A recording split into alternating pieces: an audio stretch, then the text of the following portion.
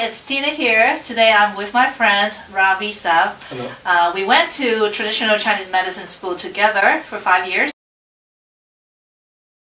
When I first met him, he's actually just finished his biology degree, like Bachelor of Science. Yes. Yeah, Bachelor of Science. And then we went to school together for 5 years. And then he worked and then didn't like it. So he went to study accounting, right? And now he's an accountant. Does this guy know what he's doing? Like, why is he always changing? Yeah, I think people think that's a very disjointed approach to what you're doing in your life and where you're going. And I think at the time I didn't really have a clear answer to that. But I found that after each education, it sparked interest in another field. So, for example, I started with science. And that led me to an interest in the body, which led me to acupuncture, Chinese medicine. Yes. As all the practitioners know, there's always a component of earning money in business and stuff, which I was just awakened to. And I got curious about finance and money, and I went on to study accounting. So again, it looks like it's a very disjointed, but to be honest, it felt like a natural progression from one to the next. So what do you say to people, like, they would say, okay, I have studied this field of profession and I'm stuck. Like, I can't do anything else. I am trained this way and I have to work the same job forever. Like, what do you say to those people? I think open your mind to more possibilities. I think there's definitely a lot of challenges with going back to school and getting retrained, but there's a lot of opportunities as well. You can do that on any time scale you want to. You can go part-time, you can go evening. You may not actually need to go back to school at all. A lot of times it's just a rethinking of who you are, what type of employer you want to work with, what type of company, and what you want to do in the world. Yeah. So there's a combination of things, but I really think it starts with thinking in a 360-degree way, meaning your next step can be any direction. It doesn't matter where the last step was. Yeah. It doesn't necessarily facilitate what you have to do next. Your next step can be any direction you want to. Okay. And what did you learn about yourself during this process? There's a lot you learn, because there's a lot of, when you leave one field for another, there's definitely a perception of failure. Okay. And you're giving up on something, and a lot quitting, and a lot of negative connotation that comes with change. And a lot of that's just people branding you because they're stuck and they want you to be stuck as well. Yes. So when people say what happened, it didn't work out, or what, it's not necessarily a failure. You're learning from every single step. Yeah. So to answer your question, you learn so much about yourself, how you want to be perceived, what's important to you, what your values are in terms of time and energy. So I think there's just a multitude of things that come about. Yeah, I think people want to stay in the status quo, right? They always say, okay, no change is good. But why are we so afraid of change? Like, change is not a bad thing. Like, change helps you get better and become closer to who you truly are, right? Change, I think, is the scariest thing in the world, which is probably why it's one of the best things for us, because it shakes your foundation and it tests you in so many ways.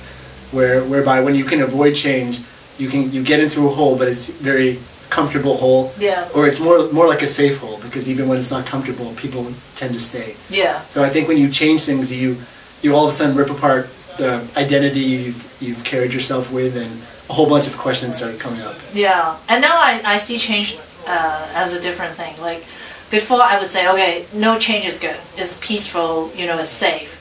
But how do you know what you really like if you don't know what you dislike, right? And if you know you dislike something and you still keep doing it, then it's not logical. It doesn't make sense, right? Exactly, and it does take something to identify that pattern. I think that's the first thing when I worked in different fields, was there are people who enjoyed it. There are a lot of people who were just doing it. Yeah. And I felt like when I found myself in that field of just going through the motions day to day, that's the time where I felt like change was necessary. Okay, but one thing that hasn't changed is he's always practiced meditation and yoga. Okay, so how did meditation and yoga help you? Well, I think throughout all that change, you have to have some type of constant that keeps you calm. Okay. There's a lot of, emotionally, it's a very tumultuous time, lots of ups and downs. Yes. You're letting something go, you're going to something new and uncertain. Exactly. So you need to be in one thing is more rooted in yourself and more grounded in yourself. And when you have that, I find that the meditation practice gives you that.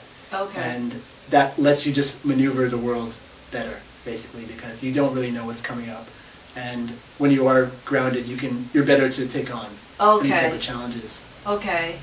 What would you suggest to our viewers? Like one simple technique. The easiest way, I think, if you sit down, light a candle, and simply just calm and stare into that candle. Okay. Breathe deeply, breathe calmly, and stare into the candle. The idea is simply just to focus your mind on one piece of, 1 point.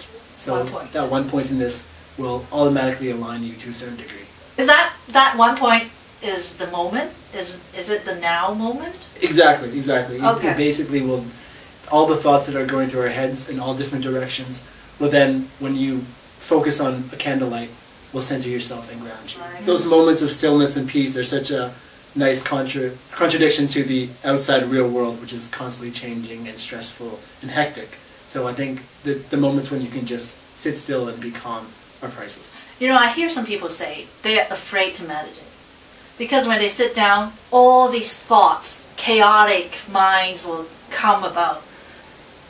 Is it that scary? It can be. I think when people say they're scared to meditate, it's definitely the sign that you need to be meditating. Okay. Those are the thoughts and those are the feelings we want to face and then ultimately subdue. And how do you deal with those thoughts?